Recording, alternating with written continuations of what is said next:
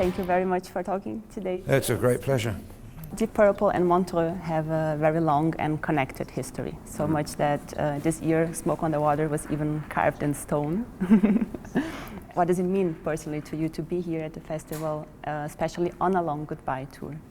It's amazing how things happen in life that you have no idea what's going to be significant before it happens. And we came here because our promoter, Claude Nobbs, said, "Oh, come to Montreux, it's closed for the winter, and we can find somewhere you can record in the casino."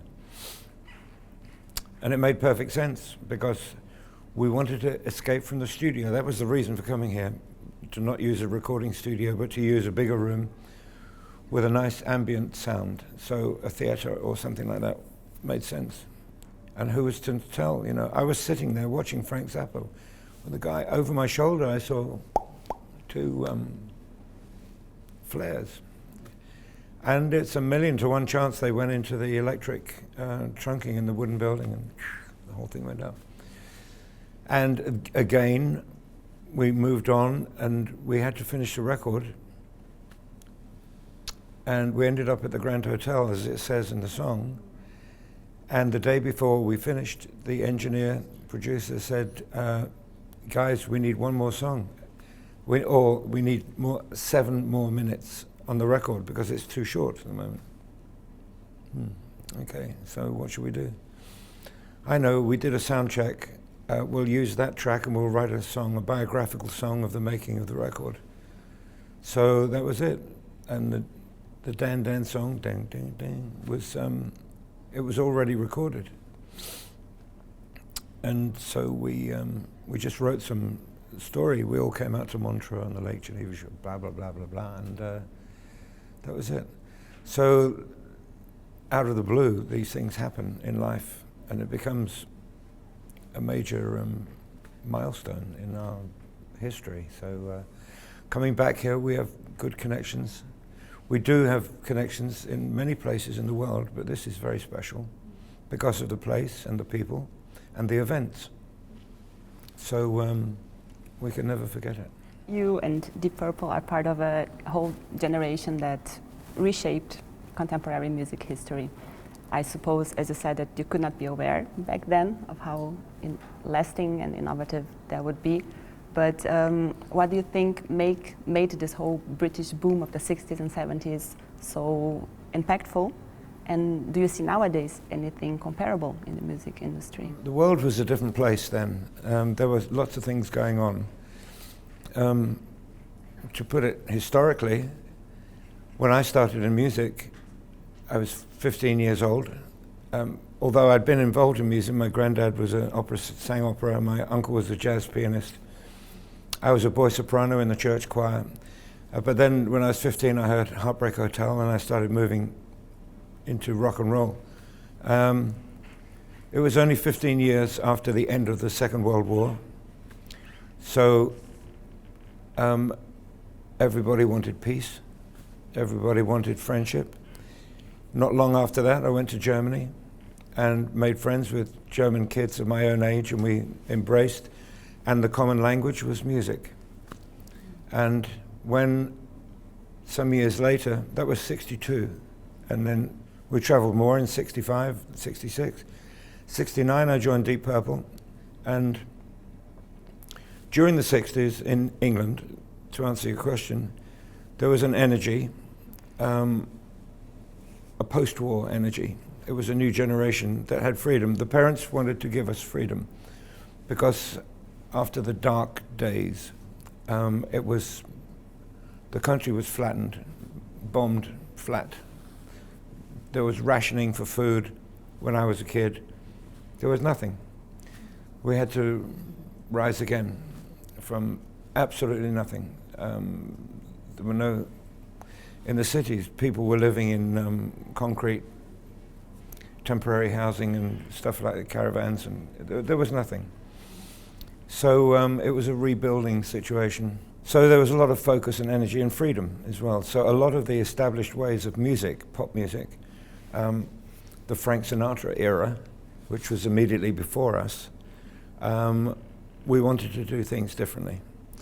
And so we were listening to American blues, we were listening to old English folk music, listening to orchestral music, jazz, blues, all that sort of diversity of sounds for inspiration as kids in a band. So we copied everything that we could find and gave it our energy. And so it emerged, I think, as a style. There was also a young breed of managers, record label people, journalists, producers, independent studios for the first time, Jim Marshall in creating new amplifiers, equipment, technology of its time, was all happening at the same time, and it was all being written about by the young journalists, the young writers who were part of the scene. It was written very subjectively. It wasn't very objective, but it was recording from inside what was going on. And so it became a self-perpetuating force. It created momentum. And about the end of the 60s, early 70s, there was a desire to break free even more. And because by then, after 8-10 years, some musicians were becoming absolutely brilliant, virtuoso musicians. They were as good as classical performers in orchestras. The virtuosity was incredible. And also the stagecraft and the personalities were evolving. And when you put together the bands, they became all different. Although they were part of the same genre called rock, they had their differences. I mean, Deep Purple, Black Sabbath and Led Zeppelin were also often put together, but they're completely different bands, completely, totally different. And our influences in Deep Purple were from John Lord, orchestral composition and jazz, from Ritchie Blackmore, the American rock guitar and studio technique, the ability to be lyrical with a guitar and to improvise in solos and to interchange, to respond with other musicians. Ian Pace brought big band swing. Roger Glover brought folk music, and I brought my blues and rock and roll into the band. So we had all of those elements, as well as humor, and as well as the intangible chemistry that we all created together. So it was destined to last a long time. And one question, how do you see the whole myth built around rock and roll, hard rock, heavy metal, rock stars? Well, I give credit to the journalists. I believe that you can't judge contemporary music objectively. You have to be part of it. It has to be subjective judgment. And the writers and parts of the movement, of any movement, literature, art, music, dance, you've got to be part of it. It's a generation thing, and if it's good enough, it will survive and become classical. If not, it'll fade away and just become a niche movement of some kind within a greater thing. The journalists who traveled with us were writing about the parties every night backstage, not that it was backstage, in the clubs basically, and in the colleges and in the town halls. And the girls and boys that traveled with us, they were part of the audience, they were also our friends. We knew most of them because, believe it or not, there weren't tens of thousands of people in those days. It was just, we'd play in clubs with 40 people or 100 people. And because they were tiny rooms, it looked like a lot of people. But there was a bar, always, and then there was the journalists, there were the publishers, there were the record company people, the managers, the agents, the promoters, all young people, and all full of vibrancies, and they were the ones. I mean, that was the sex, drugs, and rock and roll. It wasn't so much, or it wasn't exclusively the bands, that's for sure. Deep Purple never took drugs at all. There were no, I mean, I didn't smoke my first joint till I was 38 years old. It was great, but I'd never experienced it before. We used to drink whiskey, smoke cigarettes and beer, and drink beer and stuff like that. And life was exciting and fast moving, but after we'd finished a show, we'd drive back to London, go to a club, but we were all exhausted. But the next day we read about all these things that were happening, and it was the journalists. They were writing all about their experiences, and I think they captured the mood pretty well.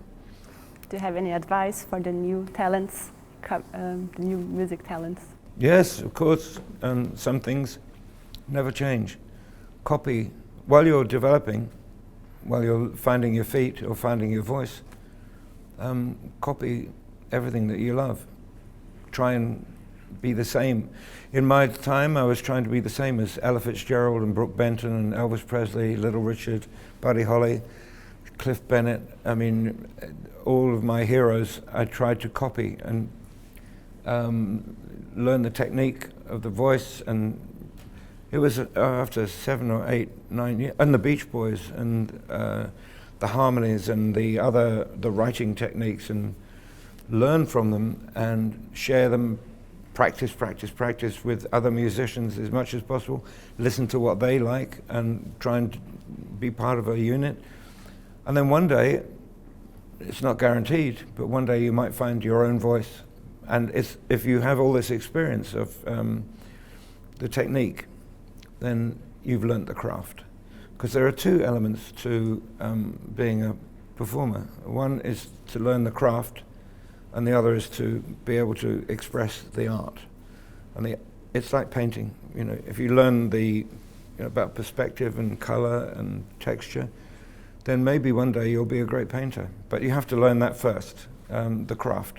So just enjoy it, and if you get good, you will want to practice more because you'll see progress and it'll be encouraging for you. Embrace it. Music's and even if you don't have commercial success, music can be a wonderful friend for life.